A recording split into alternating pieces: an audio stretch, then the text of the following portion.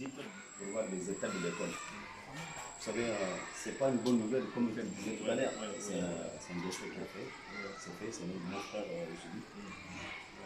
Allah le donne quand même sa miséricorde.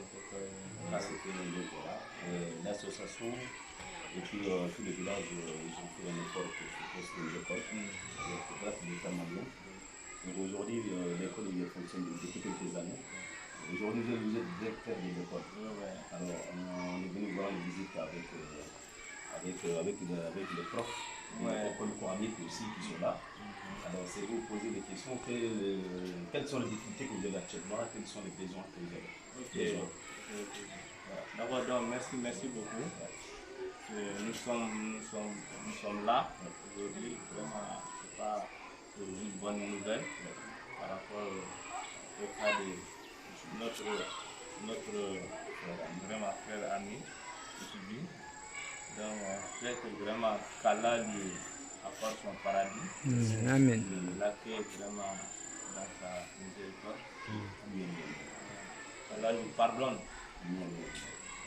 Donc là, après ça, comme on vous a vu, donc avec les dons, les petits dons que vous avez aussi aux enfants, là, par rapport à ça aussi, là, on a demandé aux enfants aussi d'adresser vraiment leur combination. Donc, par rapport à discuter de l'école, on a perdu vraiment un grand homme, vraiment qui a beaucoup fait pour cette école. Bon, ça reste beaucoup de choses à faire, vraiment, ça reste beaucoup de choses à faire, parce que moi je suis le directeur, et je connais au moins beaucoup de difficultés par rapport à cette école. On a des problèmes d'enseignants, donc qui fait que même le recrutement, on n'arrive même pas à faire le recrutement à 100%.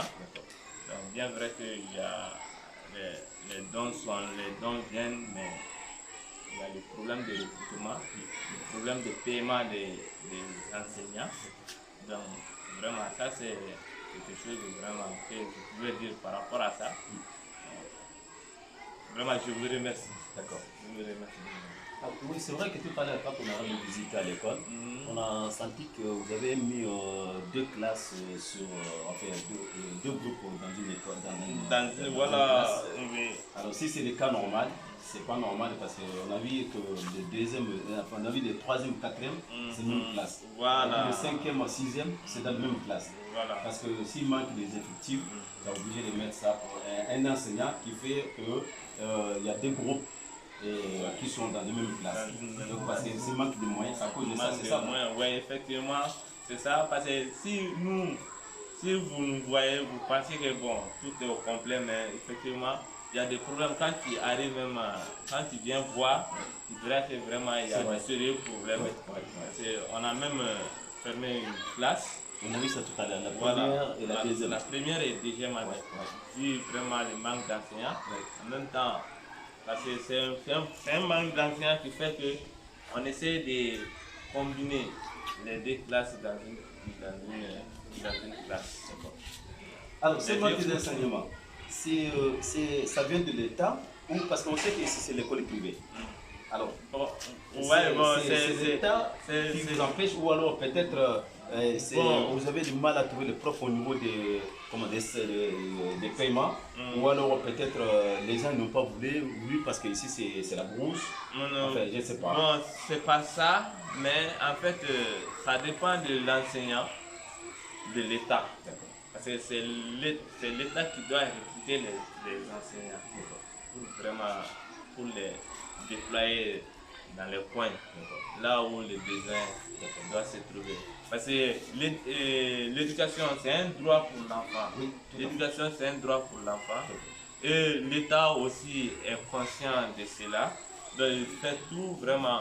Mais bon, on comprend parce que souvent, on trouve qu'il y a une question de moyens aussi, même au niveau de l'État. Donc, l'État aussi, par rapport au recrutement, souvent, lui-même, il voit les besoins, mais le manque de moyens fait que, en sorte que le taux de recrutement est un peu bas. C'est même dans le cap ici, à Diema, il me semble qu'on avait besoin, on devrait avoir, parce que les besoins, c'est que les besoins à montrer, ça va de je sais pas, 200 enseignants qui devraient être recrutés. Mais cette année, le CAP même a reçu à peu près 30 ou 10 comme ça enseignants. Donc, ça veut dire que pratiquement tout le monde, toute l'école ne peut pas recevoir. Ok, alors il me reste deux questions. La première, est-ce que tout à l'heure on avait parlé pour la réunion pour les parents d'élèves. Et vous avez de difficultés parce que chaque année vous avez souhaité que vous avez fixé un calendrier de réunion, mais l'année dernière vous avez vu qu'un seul réunion et que ce n'est pas normal. Donc ça veut dire que s'il n'y a pas de réunion, s'il n'y a pas de suivi derrière, on fait pas si on ne fait pas les réunions à l'école, enfin, pour les parents d'élèves, ils doivent quand même s'organiser de faire des réunions tous les mois ou tous les 2 mois. Et ça ne se fait pas ici. Ça cause ça qu'il y a une petite difficulté aussi parce qu'on ne comprend pas les... Voilà. Parce que vous savez que ici, là, le problème de sensibilisation est là. Parce qu'il n'y a pas de sensibilisation au niveau des parents d'élèves. Parce que le CGS qui devrait se mettre à pied, bon, vu aussi moi je comprends, parce qu'à un moment donné, on était aussi dans une certaine de grève de façon illimitée, qui a aussi fait que les CGS aussi a baissé les bras pour vraiment soutenir les enseignants dans leur boulot. Donc maintenant, bon, comme on est plus en grève, donc les choses quand même sont dégradées. Bon, l'État aussi, quand je vois que moi je suis le représentant de l'État sur le terrain, donc vraiment je ne peux pas aussi travailler seul sans qu'il n'y a pas de soutien. Ce qui fait que moi j'ai parlé du CGS qui devrait m'appuyer et faire passer la sensibilisation pour que les parents d'élèves aussi reçoivent des bonnes informations par rapport à leurs enfants. Parce que, voilà, parce que tu ne peux pas envoyer ton enfant à l'école et que tu n'es pas au de sa situation. Alors que bon, on sait que l'école a plein de problèmes. Hein. D'accord. Donc, mais bon, souvent, moi aussi je comprends.